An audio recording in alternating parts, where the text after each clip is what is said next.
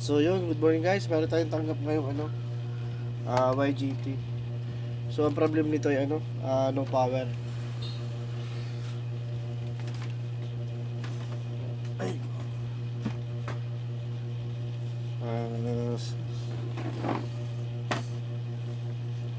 Nabuksan ko na siya ng sa screen para mas madali ang video natin. Hindi na mapatagal. So pag mga gantong mga YGT, ang madalas sira nito, supply pag mga ganito. So pag ganito, ang ginagawa ko dito, kino-convert ko na siya sa 12 volts na supply para mas madali ang trabaho natin.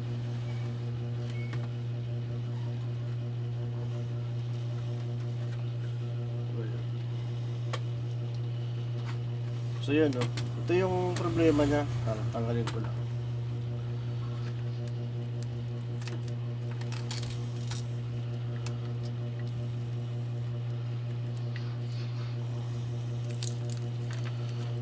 So yan sunog yung supply. Sunog yun, kita ba? Kasi pag ito hindi ito mare-repair na ma-repair man, pero maraming parts na papalitan magandang problema. Sunog yung mga niya parts.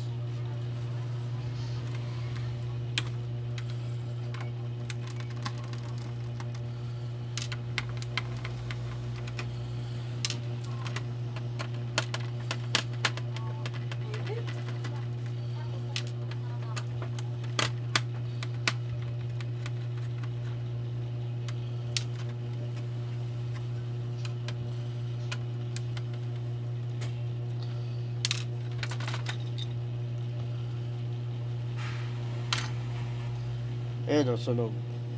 Kita ba? Ito yung sunog sa kanya, mga parts. So, pag ganito, ang gagawin natin para mas madaling trabaho, ang ginagawa ko dyan, ito na lang 12 volts na 2 amperes. Ito yung ipapalit natin dito sa nasirang supply. So, ito yun. Kasi ito pag na-repair natin, meron pa tayo sa mga ibang parts na maghanap pa tayo ng ibang parts. So mas madali ito lang. So convert natin ito punta dito. Ito yun 2 amperes na 12 volts. So pwede naman yan. Kasi ang output nito ay 12 volts naman. So same lang naman yung dalawa. So tara, gawin na natin to.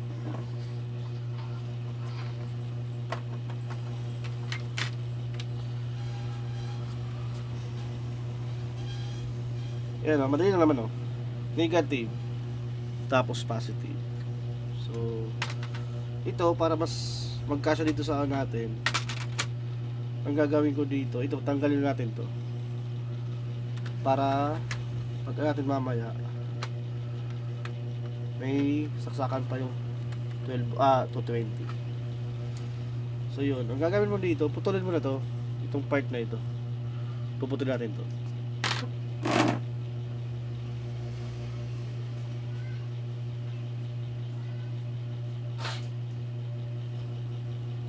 Yung lagari na itong part na ito, tanggal natin to kasi ito yung kailangan natin itong sa 220 volts na saksakan.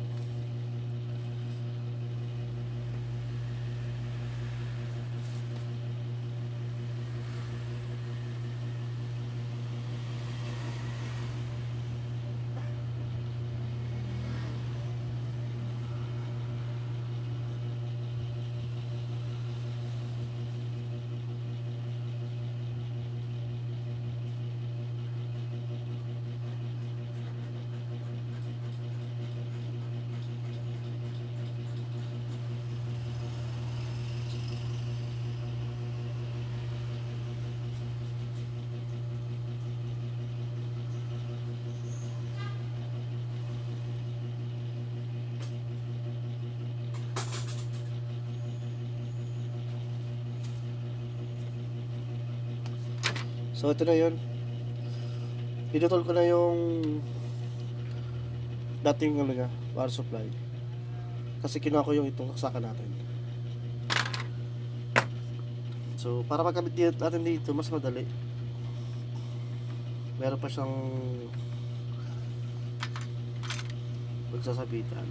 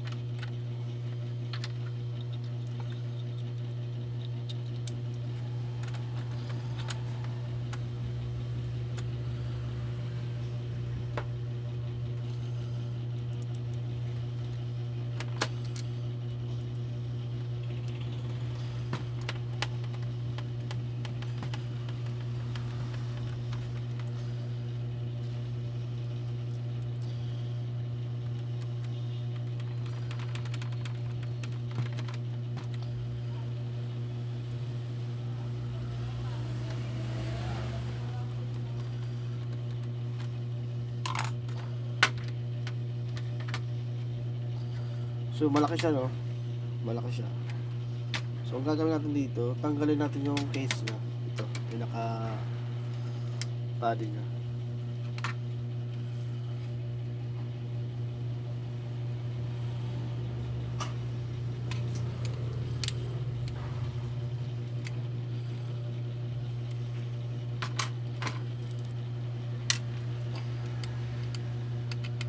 Same ito sa mga ano, sa mga ganito rin na ano, sa mga Envision din na monitor. Pwede mo rin gawin ito, pag ganito. Kasi ang output naman ng Envision naman ay 12 volts din naman ang output niya.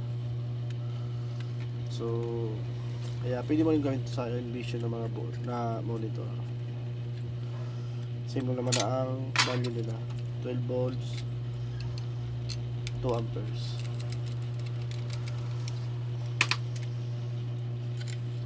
So, kunting pag-iingat lang kasi ito ay live kasi ito eh. Dito. To 20 tapos 12 volts ang output. Kaya sa mga gagawa nito dapat i-secure mo yung ano, safety para hindi ka yan o. Di ba sakto na yung dalawa? Tinanggal ko ng pinaka casing niya para yung board magsakto dun sa ano niya, sa paglalagyan natin ng power supply. O diba? Madali lang. Do, di mo kailangan itong i-repair. Kasi kung bibili ka ng ganitong ano, supply, mas mahal ito. Mas mahal pa to. Compared dito, mas mura to eh. Pero safe naman. Same na naman ang output nila. So, okay.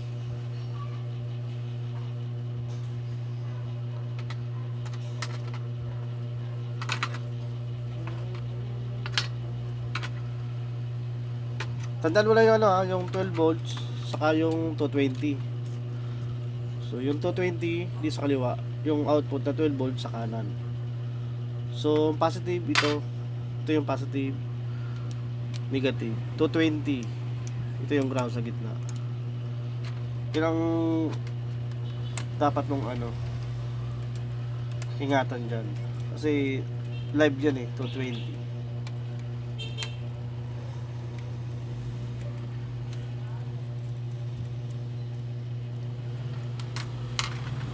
So ngayon ito yung natin i-DIY na lang na wire 220. 12 volts. Positive, negative. So itong dalawa putulin natin to. Putulin mo na to. Kasi wala naman na yun. So ito yung dalawa magkasama. 12 volts.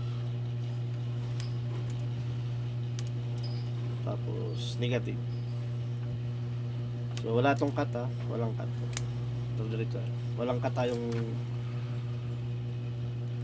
gagawin dyan. Diretso lang video natin.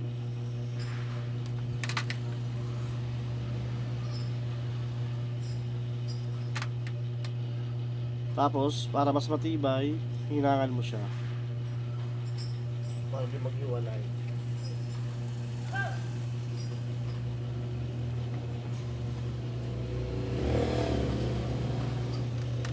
kailangan mo.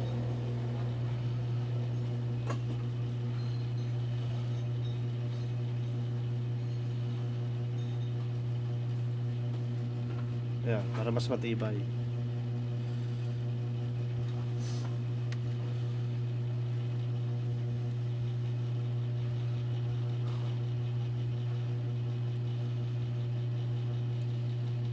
Yun, ano yan?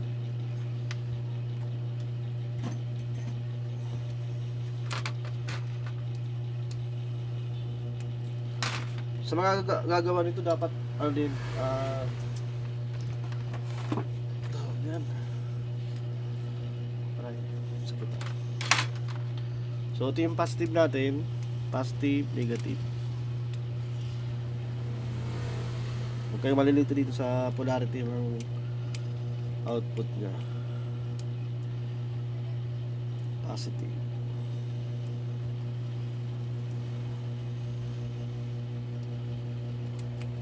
Kahit anong inches pin naman to ko. May 19, may 20.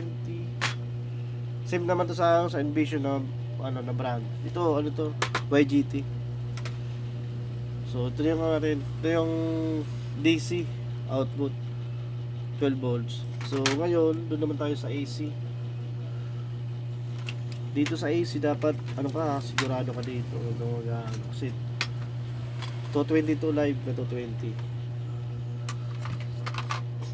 So gagamitin ditong wire lang, at ganito lang kalaki. Okay na to. Safe naman yun.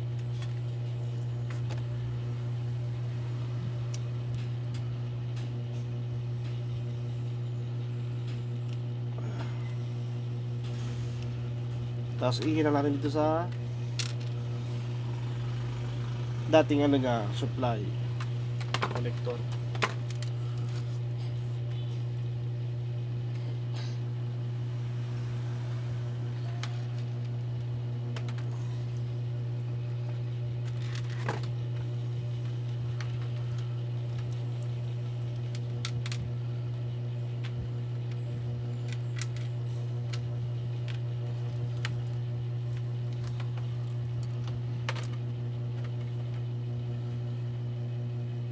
So, ito yung dalawa niya.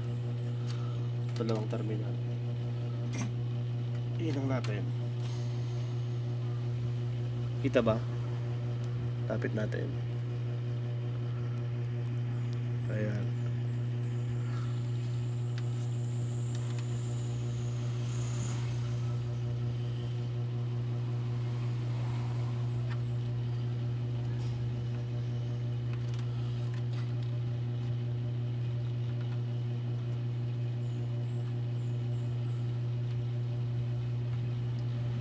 Tapos yung isa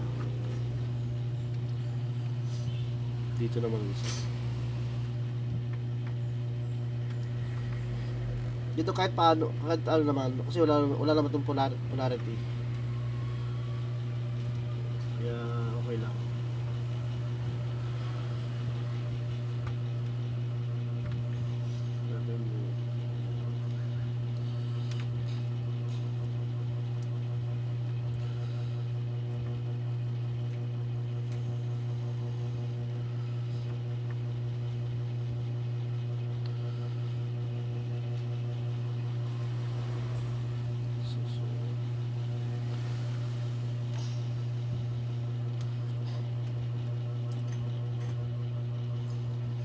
Then sunod, ito yung naman yung ano, AC 220.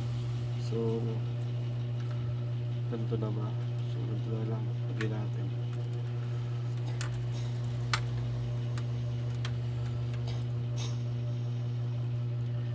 AC dito.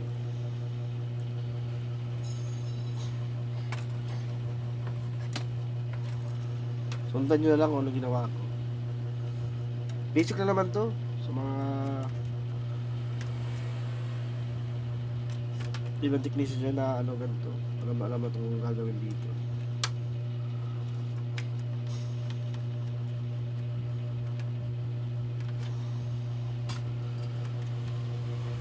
So yun o.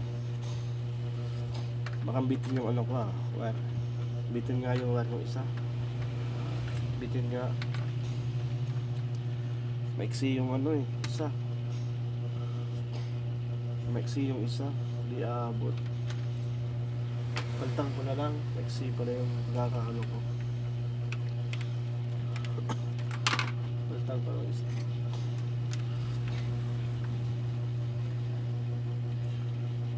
Maiksi yung isa eh.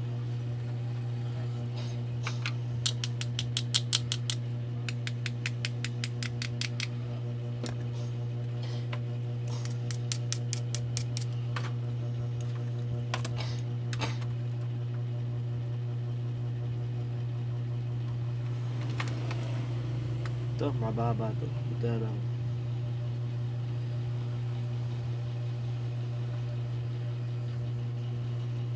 So yun, mababa na.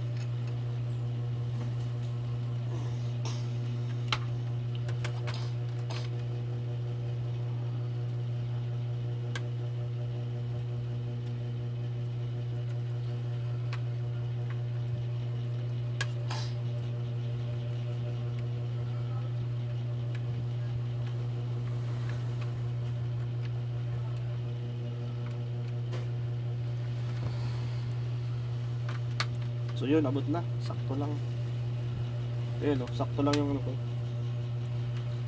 Tandaan nyo lang ha, 220 dito sa left side, sa right side yung DC na 12 volts output. So yun, ganun lang kadali. Kasi kung i-repair pa natin yung isang board, mahirap na natin hanapan ng parts yun. Ito, dali lang. Yun lang. Yun na, tapos na. So, testing na tayo.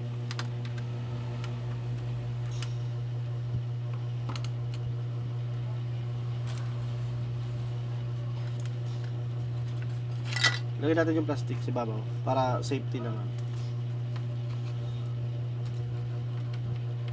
Dito sa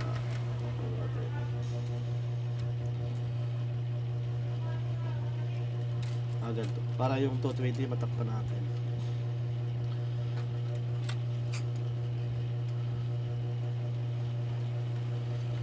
Yun. Para may takip yung ano, live wire.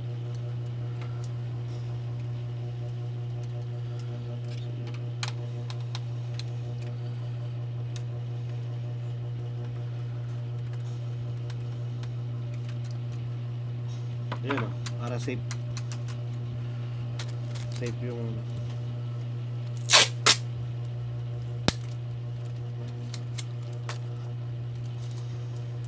ayan.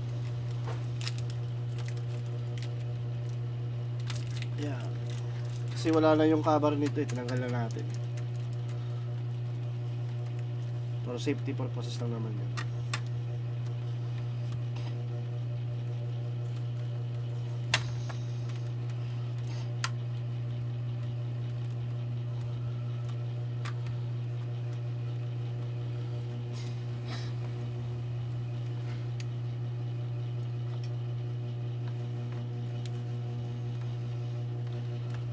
So yun, testingin na natin. Ibalik ko na yung ano, LCD connector niya.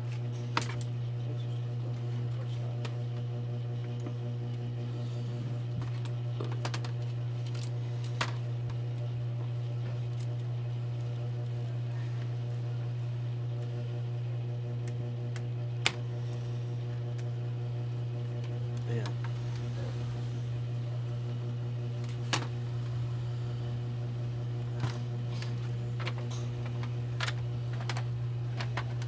Yun, sakto lang naman dun sa ano niya, sa pinaka body niya.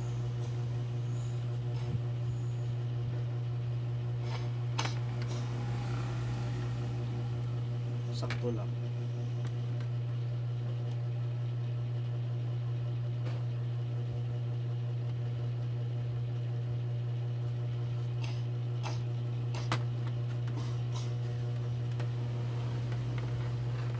Lagyan pa natin ng isang tape para sigurado tayo. Tape pa natin dito.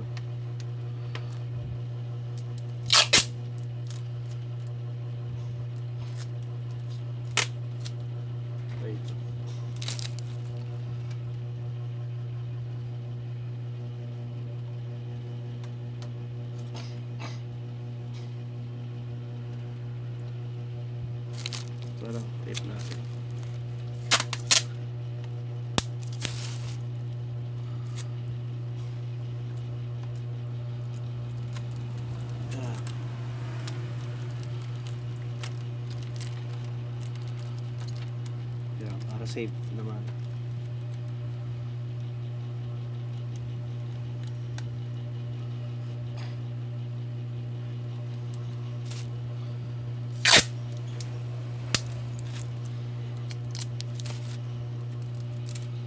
Para safe siya, saka di gagalang.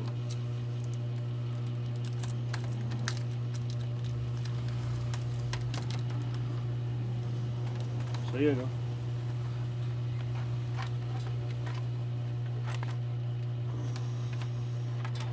Talagyan ko ng tape para safe, hindi siya mag-ground.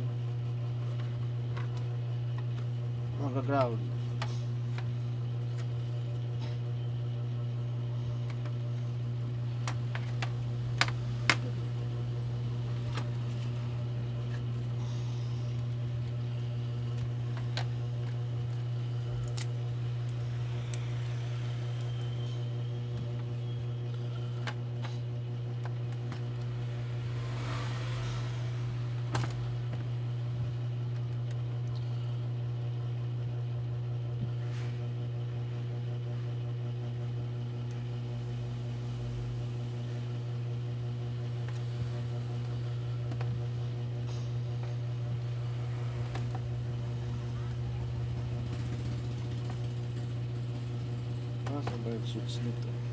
Ito.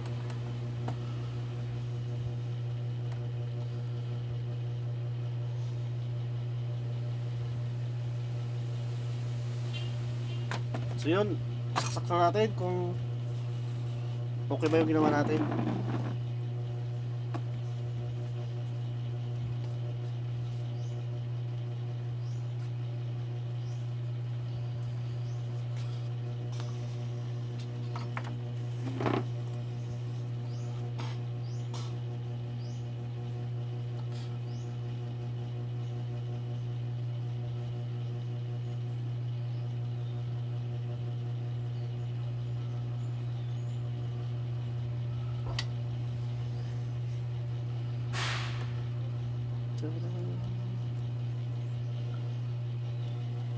Tingnan natin.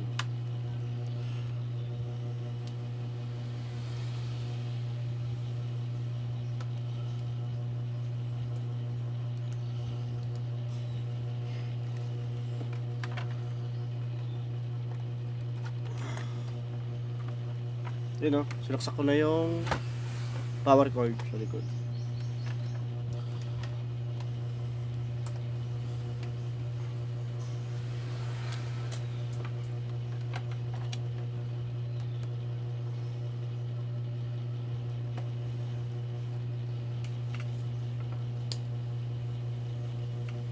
So yun, o. Okay na. Ayan, o.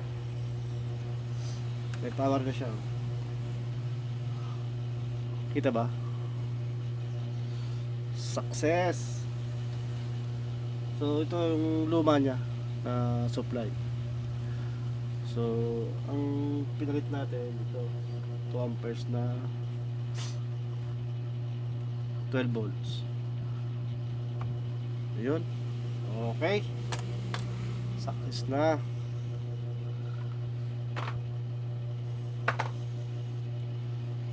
I-on natin. I-off. Fire natin. YGT. Success.